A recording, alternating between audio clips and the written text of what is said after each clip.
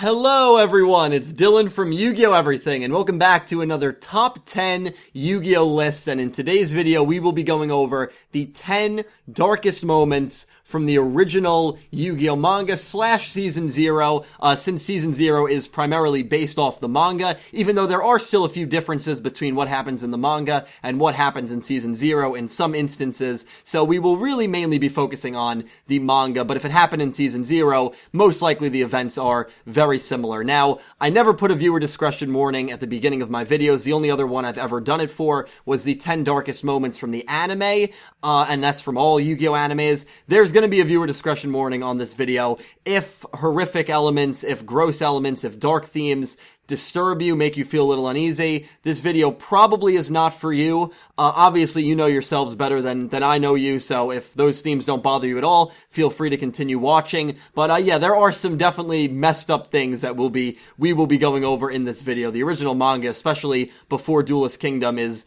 very, very, very dark and pretty disturbing. So really excited to share my top 10 list for this topic with you all. As always, thank you guys for watching my videos. I hope you guys enjoyed the video and leave your 10 darkest moments from the manga down below. Let me know if you agree with my list or if you disagree with my list, but without further ado, let's begin the 10 darkest moments from the original Yu-Gi-Oh! Manga. I hope you guys enjoy.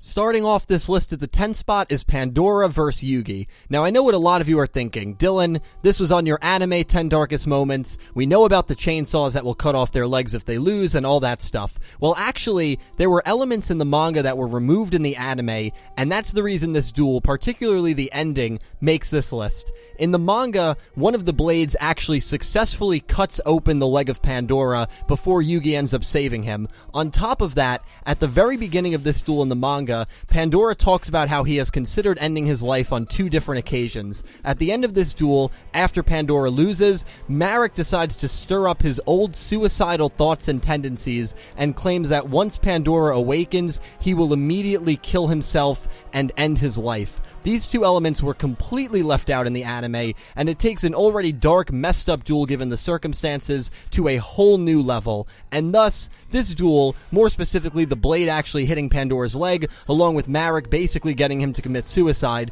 kicks off this list at the number 10 spot.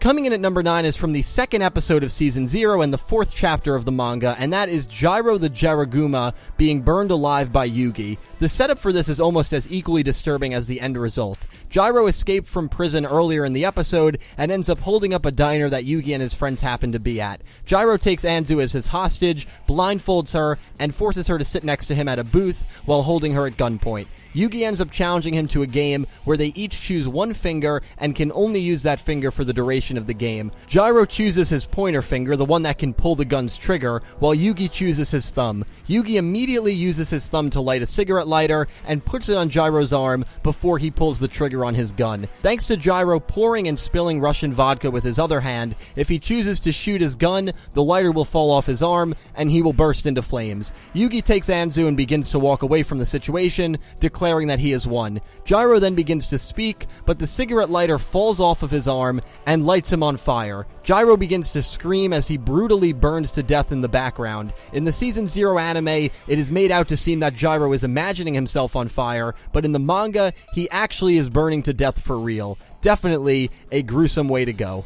Coming in at number 8 is the death of Kanekura. This death occurs in episode 5 of Season 0 or in chapter 13 of the manga. Kanekura is definitely not someone most people will feel bad for. The guy is a greedy, selfish, rotten person. He quote-unquote borrowed the Millennium puzzle from Yugi for a day, although his real plans were to sell the puzzle to a high-profile buyer and walk away with a pretty penny. After defiling the tomb in the Valley of the Kings, Shadi decides to pay him a visit, certainly a character that you pray never pays you a visit. Shadi puts him on trial for infiltrating the tomb. Instead of being truthful and honest, Kanekura lies and tries to claim he is a good person through his answers. Shadi knows that he is lying, and the chair that Kanekura is sitting on turns into Amit, this gross, nightmare-inducing creature. What happens next is even more disturbing, as Amit goes and bites down on a screaming and begging Kanekura. Kanekura is then shown to us as dead. Shadi claims his physical body was unharmed, but that his soul was devoured by Amit, and that his greedy soul is a perfect nesting place for monsters like Amit.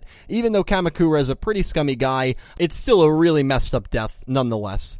Coming in at the 7th spot is Mocha Bo. I know it might seem kind of general, and I know it might seem crazy to have innocent, kidnapped Mocha Bo on a list of dark moments, but before Duelist Kingdom, this kid was insane. Like, literally an insane sadist. The first time Mocha Bo duels Yugi, he tells Yugi that he is going to cut off his fingers if Yugi loses the game, because a game with no stakes isn't fun. But Mocha Bo's tactics get darker than this. In chapter 26 of the manga, Mocha Bo plays a game against Janucci and Yugi that is akin to Russian roulette called Russian Roulette Dinner. Mocha Bo had poisoned a few of the meals and controlled where the table would land. Wherever the table stopped, you had to eat the meal in front of you. Janucci immediately got poisoned and would die unless Yugi was able to win. Yugi survived his first meal. Yugi then noticed Mocha Bo ate his first meal with no hesitation, which is how Yugi figured out Mocha Bo knew which ones were poisoned, and he was cheating. Yugi was able to break the switch Mocha Bo was using to control the table, and on the next round, Mocha Bo ate a poisoned meal, causing him to keel over and begin dying.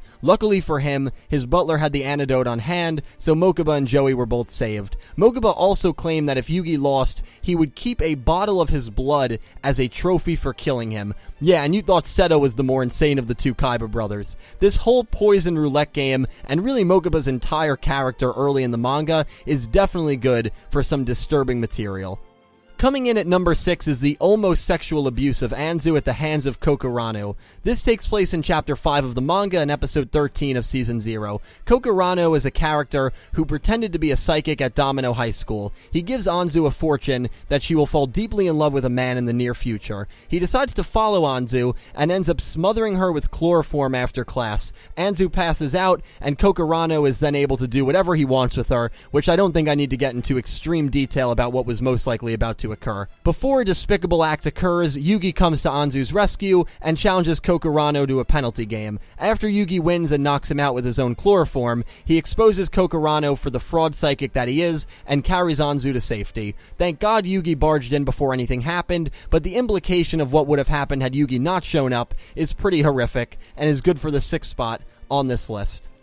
Just cracking the top 5 is the death of the Millennium Ring Thief in Chapter 73. Now, I am sure most anime watchers have seen a variation of what happens to the thief, the same one that Pegasus is watching in a flashback while he recalls the story of how he came into contact with the Millennium Eye. What occurs to this thief is a little more graphic in the manga than in the anime. This unnamed man who stole the ring is eventually caught by Shadi and his group. The man is then put on trial for stealing the ring, which basically means Shadi tests him to see if the ring actually belongs to him. The man is placed on his knees in an underground temple, and the prongs of the ring stab him in the torso. Immediately after the impaling, the man bursts into flames from seemingly the inside of his body, as you are left with looking at the disturbing image of the man spitting flames from his eyes and mouth. The man is obviously killed, and the ring obviously did not choose him as its holder. I would definitely argue that this is an insane punishment for stealing a ring, and the image of this guy spitting flames with a ring impaled in his chest is one that you probably wish you never had to see. Coming in at number 4 is Mai's torture after her defeat against Marek during the Battle City tournament. This is another moment on the list where the anime certainly tones things down compared to the manga. For me personally, this is one of the more disturbing, if not the most disturbing thing on this list, mainly because of my hatred of bugs. Mai was trapped in an hourglass after her loss, much like she was in the anime. However, instead of sand slowly dripping down suffocating her, it was insects in the manga. Flesh-eating insects to make things 10 times worse. Marek explains that these insects will fall down over the course of 24 hours and slowly eat away at her flesh and eventually eat her brain. Basically, Mai was subjected to one of the worst Shadow Game punishments I could ever imagine. Marek removes the card and the bugs begin to fall down to her portion of the hourglass before Marek leaves her to die a slow, excruciatingly disgusting death. Obviously, Mai is saved once Yugi defeats Yami Marek, but if I was subjected to something this horrifying, I can't even imagine how I would be able to live a normal life again. Just absolutely awful what happened to Mai, and even though it's extremely disturbing, it still misses the top 3 on this list. Taking the bronze medal on this list is more of a bunch of moments than just one particular moment, and that is Death Tea. Death Tea is a park that's one purpose is to literally kill Yugimoto. Death Tea has 5 stages: Death Tea 1, Death Tea 2, Death Tea 3, and so on and so forth. This game lasts from chapters 25 to chapters 40 of the manga. I won't go extremely in depth about all the stages, especially because there is one element of a stage in particular that is actually the number 2 position on this list. The first stage is a gunfight between Yugi's team and 3 professionally hired hitmen. These hitmen have guns that will kill Yugi and his friends, whereas Yugi and his friends have guns that are basically toys. Yugi's group survives this stage, but don't worry, it gets much worse than that.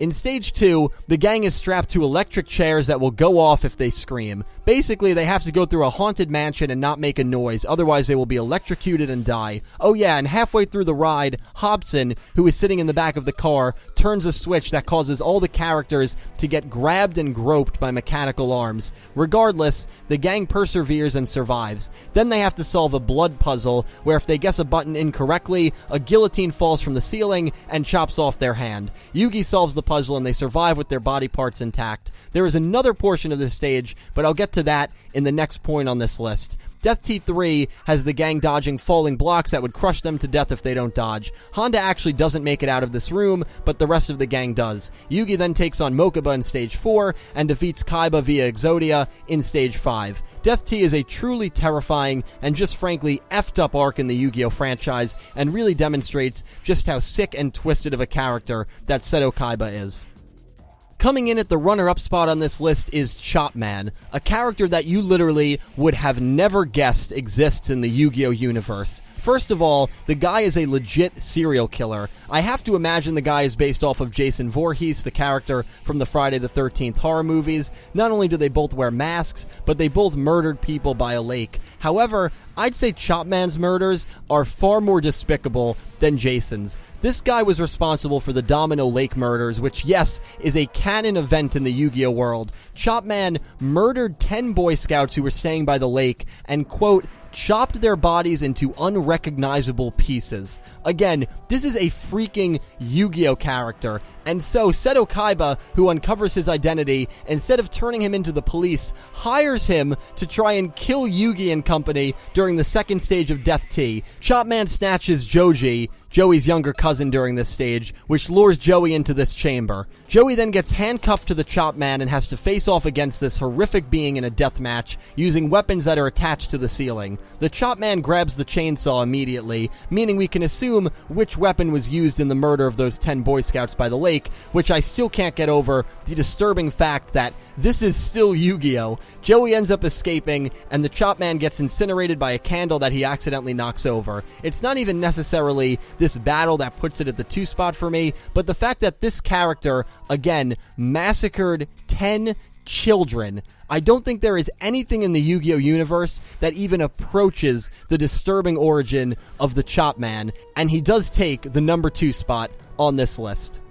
Taking the top spot for the darkest moment in the Yu-Gi-Oh manga is the brutal murder of Marik's father, Mr. Ishtar. Now, I will not ever defend Mr. Ishtar. The guy was a horrible father in person, but the way he died in the manga was certainly extremely disturbing nonetheless. During Mr. Ishtar punishing Rashid or Odeon in the dub, Marik became infuriated, gave into his anger, and transformed into the person known as Yami Marik. Yami Marik grabbed the Millennium Rod and slammed his father back into a pillar. The rod rendered Mr. Ishtar immobile, and as his dad pleaded with Marik to stop, his words did not have any effect on Yami Marik. Yami Marik then skins his father alive, cutting off pretty much his entire back. Yami Marik then proceeds to throw the skin of his father at Rashid, who is unconscious at this point. Mr. Ishtar was left screaming in agony as he eventually lost consciousness and died. This is easily the most brutal on-screen or on-panel, in this case, murder that any Yu-Gi-Oh has had. When Marik awakes and sees his father's mutilated corpse,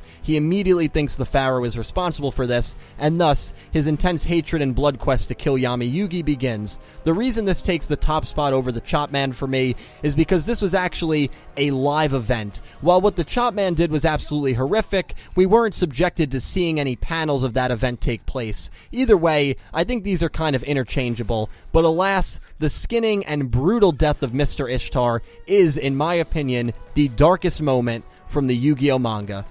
Well, that about wraps it up. Thank you all so much for watching my top 10 darkest moments from the Yu-Gi-Oh manga and Season 0. I know for a fact that there are a lot of messed up moments that did not make this list simply because I could only choose 10, so please feel free to leave any other moments that you thought could have made this or any of your own top 5 or top 10 lists regarding this topic down below. Really excited to hear from all of you. Special thank you to my Platinum tier patrons Alexa Baker, Christopher Johannes Bouska, Glen McGookin, Jorge Carrillo, and James Rose, and to my Diamond tier patron Soledsnak and bouldergeist, and to my Egyptian God tier patron Syn Cloud. Thank you to everyone who supports me on Patreon. I cannot tell you how much it helps me out financially, and thank you all for just watching my videos, because without you guys, I would not be here. Cannot wait to hear from all of you down below. I will talk to you down below in the comments section. Once again, thank you from the bottom of my heart for watching, and I hope you have an amazing day.